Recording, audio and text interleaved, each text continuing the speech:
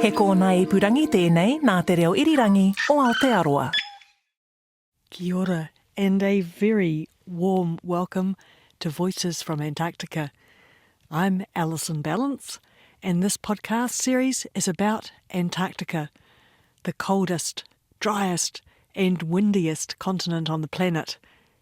But when the wind is not blowing, it's also the quietest place on the planet.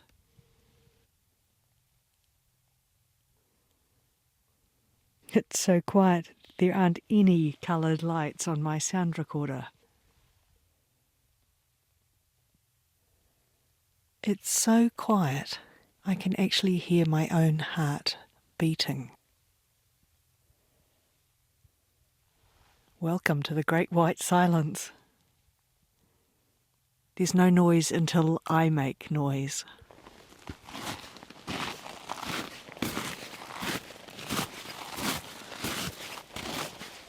Leaving the black rock, now on the white, icy snow.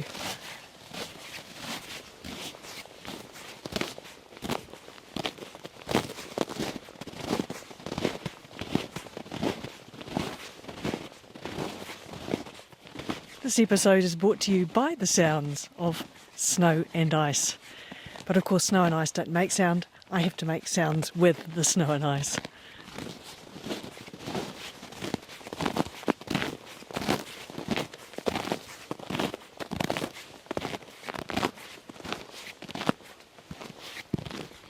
And there's icy snow and soft, crunchy snow. It's not quite cold enough to squeak.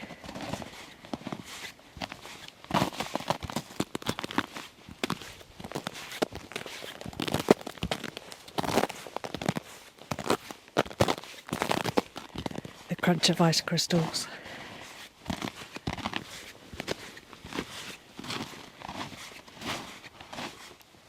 And one of the things that amazes me is how much it just changes from one footstep to the next.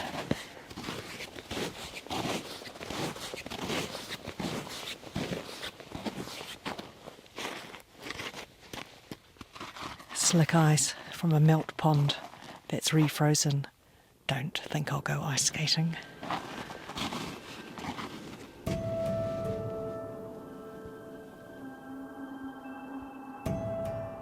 Now from little patches of wind-blown snow and a frozen puddle, let's broaden our horizons to the whole of Antarctica. The rocky continent of Antarctica is draped in an immense blanket of ice that covers an area as big as the United States and Mexico combined. Actually, I haven't got my bedding analogy quite right. It's not a blanket, it's a sheet, an ice sheet. A 14 million square kilometre sheet of ice that averages about 2 kilometres thick and in places is up to 4.7 kilometres thick. If it all melted, it contains enough water to raise global sea levels by nearly 60 metres. And all that ice, it starts life as little flakes of snow.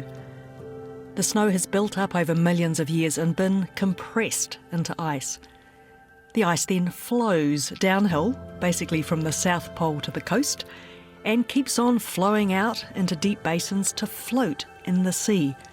Much of it, like any good iceberg, underwater. At this point, they become known as ice shelves. When I was at Cape Crozier meeting emperor penguins back in episodes 4 and 5, I marvelled at the ice cliffs that were sheltering the penguin colony. These were the seaward edge of the Ross Ice Shelf, the largest floating ice shelf in the world, the size of Spain. I got to have a short walk on the ice shelf, which was pretty cool. But some scientists at Scott Base are heading out to spend weeks working on it. I've tracked down glaciologist Hugh Horgan from Victoria University of Wellington, who is making his 12th visit to Antarctica. So what's it like working down here? It's definitely testing. Everything, as you will have experienced, takes a little bit longer. It's also hugely rewarding. I think what we do isn't particularly easy. It's not particularly fun, but I think it's important. And what adds to that importance is the people you get to do it with. There's a great camaraderie, both on the base and in the field camps, and a sense of a common goal, which I find very rewarding. So I am talking to you at Scott Base, but you are waiting to go somewhere. Where are you waiting to go? So we are waiting for a plane to take us out to Cam Ice Stream. And Cam Ice Stream is in West Antarctica. And an ice stream it's often described as a river of ice. It's fast-moving ice that's bounded on its sides by slow-moving ice, as opposed to a glacier, which usually comes down through the mountains and is bounded on its sides by rock. But it's important that we understand ice streams because over 90% of the ice that leaves Antarctica does so by way of ice streams. Okay, so that's a lot of Antarctica's ice. It is, yep. And as we know, the rate at which ice is leaving the continent has been increasing. So we really need to get a gauge on how these rivers of ice work, how these ice streams work. Those ice streams are on the continent? That's correct, yeah. So we separate the ice in Antarctica into the ice sheets, the West Antarctic ice sheet and the East Antarctic ice sheet, and then they feed ice into the ice shelves, which are the floating portion of Antarctica. So most of these ice streams, the ones we're studying, drain into the Ross Ice Shelf, which is the world's largest. So we're sitting on one edge of the Ross Ice Shelf at the moment at Scott Base, and we're going to go right to the other edge, right to the coastline or the point at which that ice goes afloat out in West Antarctica. So how fast does a river of ice move? If we think about one of our iconic New Zealand glaciers like Fox or Franz Josef, they move at about 400 metres a year. And if you look at them, they're like big tumbles of ice coming down the mountains, aren't they? And if we look at these ice streams in West Antarctica, they're orders of magnitude larger. They're tens of kilometres wide, hundreds of kilometres long, and they move at similar speeds to Fox or Franz Josef. So if you think about that in terms of the volume of ice they're moving, it's really a huge volume that's being pushed out into the ice shelves and into the oceans. So why are you interested in this ice stream? So my colleague Christina Holber states it nicely. She says Cam is fascinating because it's not doing anything. So most of these ice streams are flowing very rapidly, as I described, but Cam Ice Stream ceased flowing about 150 years ago. And we can see from a record left in the ice shelf that these ice streams will switch on and they'll switch off over timescales of hundreds of years. And because there aren't that many of these things, there's 5 of them draining into the Ross Ice Shelf. When one of them switches on or one of them switches off, it makes a significant difference to what we call the mass balance of the ice sheet, which is like your bank balance. It's the amount of snowfall as you pay coming in, and then the ice stream flow and the melt and carving of icebergs is your money going out, is the ice coming out. So do you know why it stopped flowing? Is it jammed on something? We think that Cam stopped flowing because it lost some water at the base of the ice stream. So these ice streams flow quickly because there's very little holding them up on what we call the ice bed. So at that interface where the ice meets the rock, we think beneath Cam it's this very sludgy material that it's very easy for the ice stream to slip over the top of. That easily deformed material has a lot of water in it. And we think the water was diverted to another ice stream, and that caused Cam Ice Stream to stagnate. So it's lost its lubrication, basically. That's the theory, yeah. So what are you going to be doing when you get out there? So this season we are starting a hot water drilling operation. So that means we're going to drill through about 600 metres of ice into the shallow ocean cavity that sits near what we call the grounding zone of Cam Ice Stream. And the grounding zone is that point where the ice goes afloat, where our grounded ice sheet becomes the floating ice shelf. And that ocean cavity is important because it's where we deliver a lot of heat to the base of the ice shelf, and the ice shelf is holding back these ice streams. So we say they're buttressing the ice streams. So if you think of the buttresses on Notre Dame holding the building up, these ice shelves are actually holding back the ice streams. And if we get rid of our ice shelves, if we lose our ice shelves because of warming our oceans or increasing the rates of calving of icebergs from our ice shelves, we allow the grounded ice to flow more quickly. And this has been seen on the Antarctic Peninsula, where it's warmer, we've lost ice shelves, and the grounded ice has then sped up and contributed to sea level. I loved the casual offhandedness of Hugh going, "We're going to melt through 600 metres of ice using hot water." So now, of course, I want to find out, how do you do that? And Darcy Mandino is the person who can tell us. This, by the way, is his 9th time in Antarctica. Can you explain to me what a hot water drill is and how are you going to get through the ice? It's a glorified car washer, essentially. So we've got 6 heaters, approximately 120 kilowatts each, and they're all working in tandem. We make enough hot water at about 80 degrees Celsius. That's, we're looking at about 2 bathtubs worth of water a minute, that we run through a nozzle, and it essentially blows a hole through the ice, and then the hole's set by these metal plates that allow the hole to be a diameter that allow the instruments to fit into it, and it all runs on diesel. Well, we use AN8, which is the Antarctic version of diesel, and it's all run by pretty well much standard industrial type systems that you would expect to find in any factory in New Zealand. So we've got a computer that monitors and records the various parameters that we're watching, and then we just sit in front of a shiny box and watch the numbers slowly count as this thing lowers into the ground. Do you have to do anything special to deal with the low temperatures here? Yeah, we always take that into account. Metals shrink at different rates, and so there's stresses induced into those materials. Plastics behave differently, they become more brittle. Some steels become more brittle in the cold, so we've got to be conscious of that. Oil becomes thicker, so engines, need more consideration about warming them up and looking after them and preheating stuff. So there's all these little sort of systems. So what ends up happening if you've got a 26 kilowatt engine, diesel engine, reasonable size, you'll then need a little 2 kilowatt Honda suitcase generator that runs a little fan heater or something like that, and put that in the engine box to heat that space up first and give it a good warm soak. And electronics are terrible in the cold, especially once it gets below -30. Batteries are another real issue, and I'm quite sure you're aware of that with your recording material. Batteries hate the cold. They hate the cold, and especially when you're trying to charge them in the cold. You can charge them in the warm and they'll work okay then in the cold, but then trying to charge them in the cold, So that's a big part of what you have to think about as well. So you're melting lots of water. Yes. Creating hot water, drilling this hole. How long is it going to take you to get through 600 metres if things go well? If things go well, the hole itself should take about 12, 13, maybe 14 hours. That's pretty fast. It's why we hot water drill. It does give you quick access to the ocean cavity or to wherever your target is.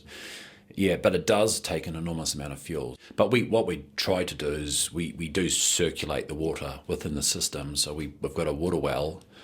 The pump itself, the submersible pump, is something most farmers in New Zealand would be familiar with. It returns the water to the surface, and then we just circulate that back through our hot water heaters. And so we're not having to melt snow and ice, and it saves a bit of energy that way. And then once we get to the ocean cavity, of course, we've got unlimited water. How big's your hole? In this case, we'll be drilling a hole 350 millimetres in diameter, so 35 centimetres. We expect the hole to close at around about 5 millimetres or thereabouts per hour.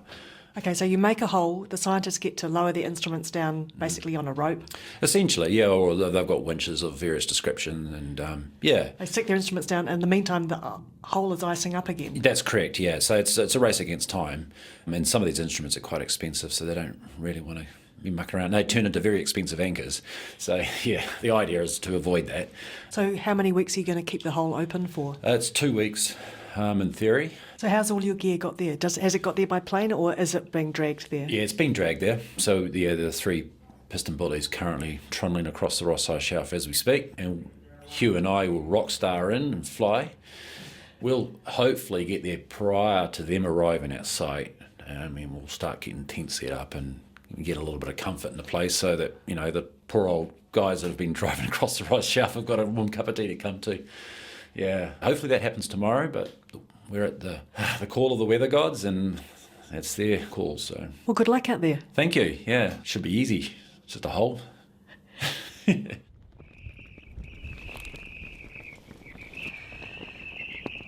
Hello, I'm on the pressure ridges out in front of Scott Base. This is where the sea ice meets the land and gets all pushed up, and it's where the seals hang out. There are flags marking our safe route, and there's a bit of a whistling breeze today. I don't know, it's about 15 knots. I think the wind chill's about -19. And this bamboo stake is having a good old whistle as well as a flap. So the whistling flag is one of many marking safe walking routes around Scott Base. And the 3 piston pulleys, the machines making the traverse all the way across the ice shelf with the CAM ice stream equipment, they're following their own safe route. It's a route pre-chosen for them by Daniel Price. I'm the Traverse Navigator for New Zealand. I'm responsible for safe travel out on the Ross Ice Shelf. And my principal job is to stop us driving into crevasses. First of all, you better tell me, what's the traverse?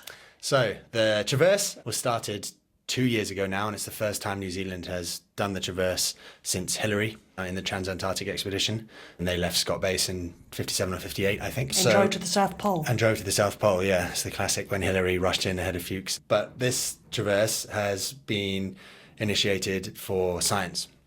So there's a big project called the Ross Ice Shelf Project, and now moving into what's called the Antarctic Science Platform.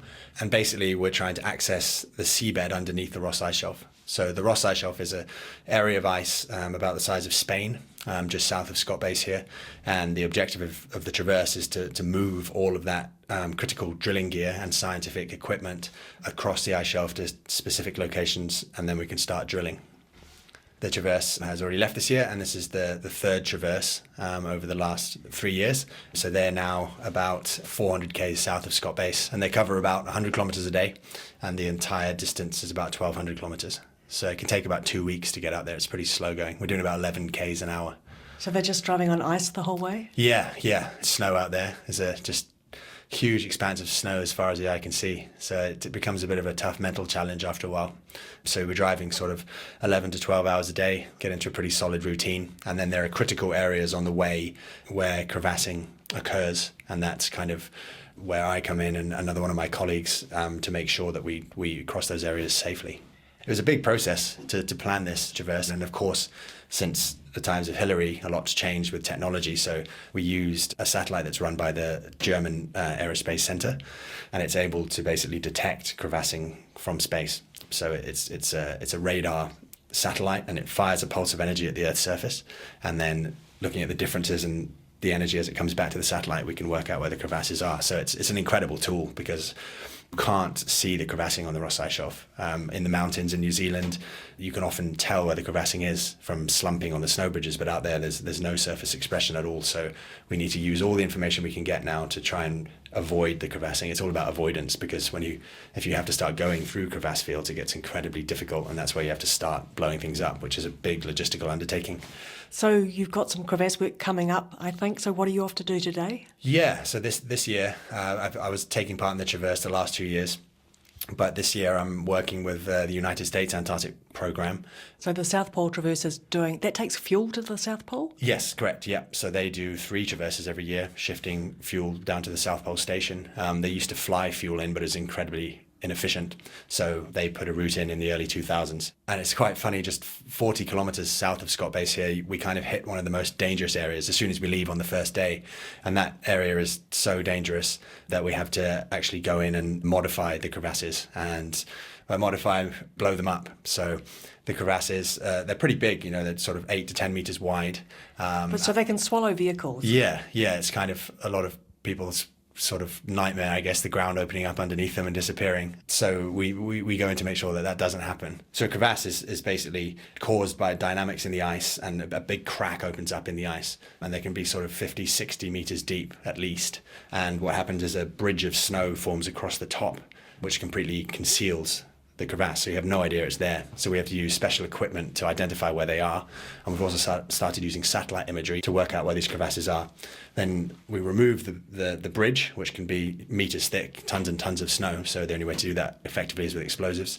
And then it's a big job to then fill in the crevasse using snow from safe areas around the crevasse and literally fill that hole right up to the sort of width of a road. And then the Archtraverse and the US South Pole Traverse can pass straight through and they don't have to worry about it.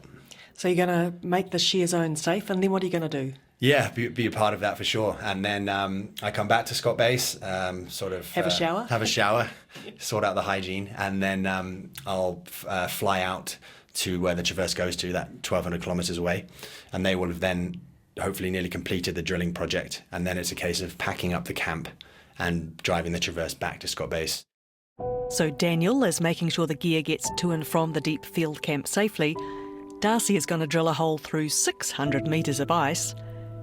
And what exactly are Hugh and the other scientists looking for down that hole? We start with some pretty fundamental observations, things like temperature and salinity, and then we move on to things within the water column, as in microbiology, what's living within the water column there, what's coming out from underneath the grounded ice sheets in terms of subglacial water. So that's testing our theory of whether or not Cam ice stream has lost water at the bed. And we also have a small robot with our NASA collaborators that's going to be swimming around and imaging the base of the ice. And then we also, a major part of the Antarctic Science Platform project is to look at the history of the Ross Ice Shelf. So we'll be taking, at first, just short sedimentary cores, and those cores, they capture the geology, the layering that tells us whether or not there was an ice shelf there in the past and the state of the ice sheet in the past. And we expect to go back just thousands to maybe a few tens of thousands of years with this history, with these cores. At this point, Darcy, the driller, has to turn his attention from drilling through ice to drilling through sediment. And we're not expecting to get a very deep core. We may, if we're lucky, get 2 metres, and if we do, that'll be exceptional because there's almost nothing known about this place. So you obviously can't use hot water for that. No, that's right. So we use sediment tools.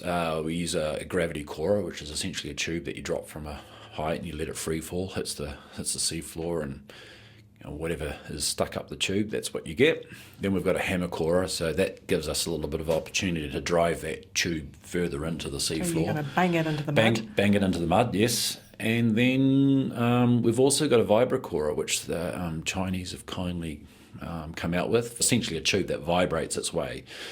Using Makita batteries, like most folk in New Zealand would be familiar with their battery tools, it's exactly the same batteries we use, and we just put them in a pressure tube so it's all watertight and send it down the hole and it goes switch it on and it vibrates through, yeah. And then in subsequent years, we're looking to go back and drill a deep record and look at times when we know the Earth was as warm as we expect it to become in the coming centuries, so we can see the state of the ice sheet in those conditions. There are 2 ice sheets in Antarctica? Yeah, so we talk about the West Antarctic ice sheet and the East Antarctic ice sheet. The West Antarctic ice sheet is the smaller of the two, but it's considered to be particularly vulnerable because the base of the ice sheet, it's grounded well below sea level. So if we were to lose this ice sheet, there would be essentially just an archipelago of islands left behind. And this configuration where the base of the ice sheet is well below sea level and the base of the ice sheet slopes inland means the ice sheet is very vulnerable to small changes in sea level or the loss of floating ice shelves. And that's termed a marine ice sheet instability. So the West Antarctic ice sheet is a marine ice sheet, and it's the only one on the planet, and it's considered to be unstable. So from a climate change point of view, it's a bit of a canary in a coal mine? You could certainly say that, yep. And parts of the ice sheet are more vulnerable than others. So we already have parts of the West Antarctic ice sheet where we see the margin of the ice sheet is retreating, and there is some theory that shows if that margin starts to retreat, it will continue to retreat at an accelerating rate until the ice sheet is lost. So from a climate change point of view, it is really crucial to understand what's happening here in Antarctica, isn't it? It is, and we've known that for a while now, and it's becoming increasingly apparent as we acquire more and more data on the state of these ice sheets. And particularly concerning to me is the increased mass loss of the ice sheets over recent decades. And we used to be in a position where there was quite a bit of uncertainty around these values, and now the evidence is quite clear that the ice sheets are a major contributor to sea level rise right now, and they're anticipated to be a much greater contributor in the future. When it comes to global sea level rise, warm water melting the Antarctic ice shelves is not a good thing. But when it comes to working in a remote field camp on the Ross Ice Shelf, it turns out that warm water can be a very nice thing, and not just for drilling a hole through the ice. Here's an email from Hugh. Due to the massive amounts of hot water required to drill through the ice shelf and the ingenuity of our field engineers, a makeshift shower was erected in the drill tent. The surrounds were tarpaulins zip-tied to scaffolding tube. The shower head had been scavenged from Scott Base spares, and the water was wonderfully hot. This was an exception. In my 12 seasons in Antarctica, this was the first time I had showered in the deep field. Thank you, Hugh. That sounds like a great shower. Hugh Horgan and Darcy Mandino are from the Antarctic Research Centre at Victoria University of Wellington, and they are part of the team that has just won the 2019 Prime Minister's Science Prize. Well done to the whole team. Daniel Price blows up crevasses for a job. I'm Alison Ballance, and this is Voices from Antarctica from RNZ. A big thanks to Antarctica New Zealand for getting me to the frozen continent, and to all the people who shared their Antarctic experiences. You can find all the episodes of Voices from Antarctica at rnz.co.nz on the Our Changing World webpage, or search for RNZ Our Changing World on your favourite podcast app. Catch you next time. Kia ora mai. And for making it this far, here's a little audio contribution from some little Adelie penguins.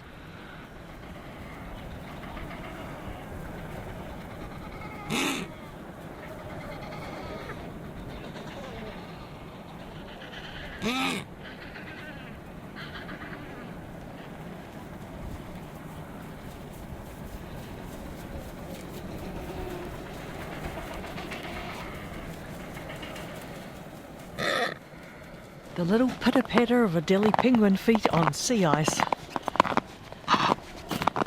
Yeah, same to you. Bye.